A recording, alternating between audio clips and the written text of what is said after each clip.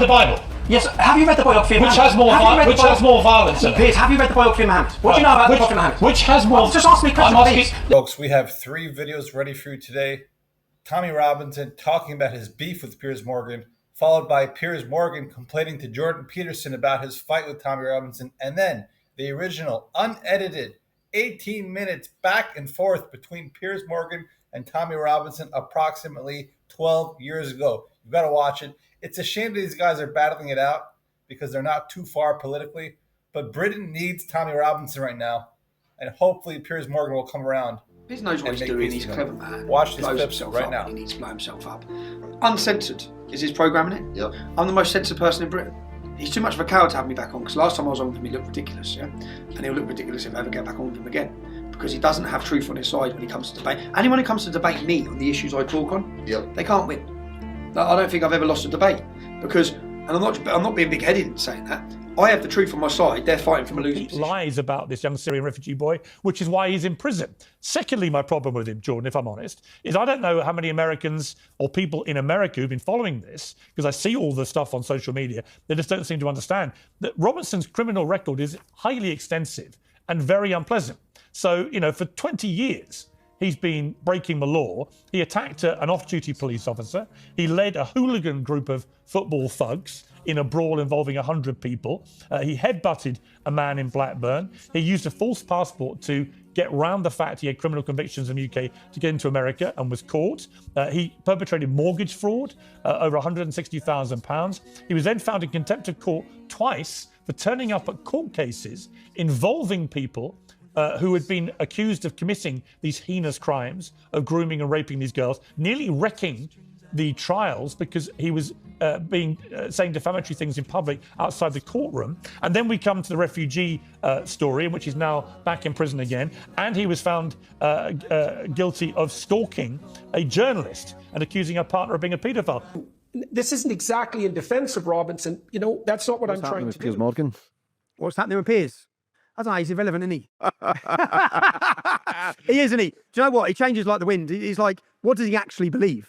Do you know what I mean? He's pro-Israel, he's against Israel, pro-Black Lives Matter, against Black Lives Matter, pro-vaccine, against the vaccine, lockdowns, against the lockdowns. It's like, what does he even believe? Do you think he just jumps on the bandwagon to get views? He jumps on the bandwagon to get views, and I think everyone sees that. Do you know what I mean? And I'd say that Piers is if I could describe him in media terms, he's a dinosaur. I actually watched him on the Tyson, I think he was on Mike Tyson podcast, and he was sitting smoking a joint. He was actually talking all right, I think. Well, when you're in the media, I think it must fuck with your mind, because you can't just follow your heart. You can't just follow what you want instead of following the narratives. He seems to jump with the crowds. Well, he was in my film Silenced, yeah? And what he did, when a 15-year-old boy, remember this, a school playground incident happened where one boy poured a bottle of water on another boy. He used his daytime TV platform to demand severe retribution against the racist vermin. He described a 15-year-old kid as vermin. Remember, he talks about me being irresponsible, yeah, and me not being a journalist. So this journalist, Piers Morgan, who sat at the head of the Daily Mirror newspaper at the height of the rape gang scandal in our country, are we supposed to believe he didn't know there was a rape gang scandal in our country? He did not report on it. He hacked dead children's phones. He doctored pictures of our armed forces for torturing Iraqi prisoners, yeah, proven that he doctored them. So all these things, and yet he wants to look down and sneer down his nose upon me and my journalism. Whereas in reality, what has he actually done in journalism? Like, what is his position now? And with his lies, so he demanded severe retribution against a 15-year-old child. From his calls for severe retribution, it resulted in death threats, the family coming under attack, threats to rape the children. He still hasn't even owned that. He hasn't held his hands up and said, look, I fucked up. I got it wrong. And that's what he did. And he got it wrong to a child. Yeah. And do you know what else he done? He sat down with Andrew Tate. And the knock-on offence, when he goes on about me, he sat down with Andrew Tate and he said to Andrew Tate, your mate is encouraging violent attacks against mosques, talking about me. That had 8 million views. The next day after that, my mum and dad got a knock on the door by the police, giving them an Osmo warning for endangerment to their life. I had to fly my mum and dad to Portugal the next day after Piers Morgan's irresponsible reporting. Yeah, which is what it is. Not just irresponsible, the downright lies that he's told about me. So he keeps going on about now, after having me blocked for 4 years, after the last time I spoke to him on Good Morning Britain, which was after the Ariana Grande concert, when I tried to discuss important topics. And that, you know, when I went into that discussion with Piers Morgan, I had every bit of dirt about his life, his sordid life, his lies. But I thought, I'm on national TV. the public need this conversation. They don't need a conversation of me against Piers Morgan. They need a conversation about Islam, about the mosques, about jihad, and about rapes and grooming and what's happening to our kids. That's what we need to use this 2 or 3 minutes to talk about. So whilst he tried to come at me with attacks against my personal character, I didn't want to return those attacks. I wanted to use the opportunity to try and have discussions around Islam. And that's what I did. And Piers, that discussion hasn't aged very well for Piers, because all he done was scream at me about showing some damn respect for the Quran because I held up the Quran.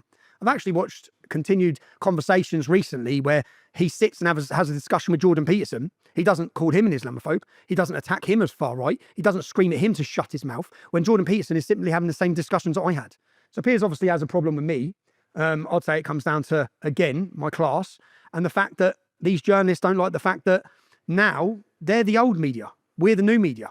It doesn't really matter, Piers, what you say. And I come out of jail and Piers was saying, oh, now he wants to sit down and talk to me.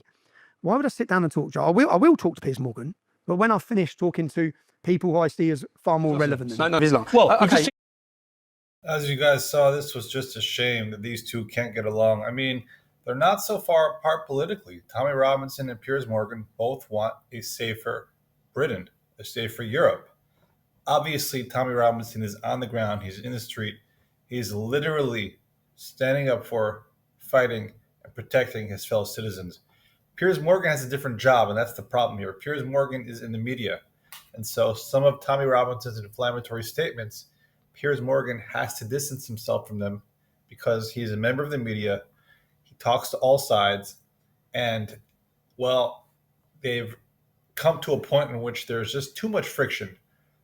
We hope that Tommy Robinson and Piers Morgan can make amends and join together to protect the future of Europe and Great Britain.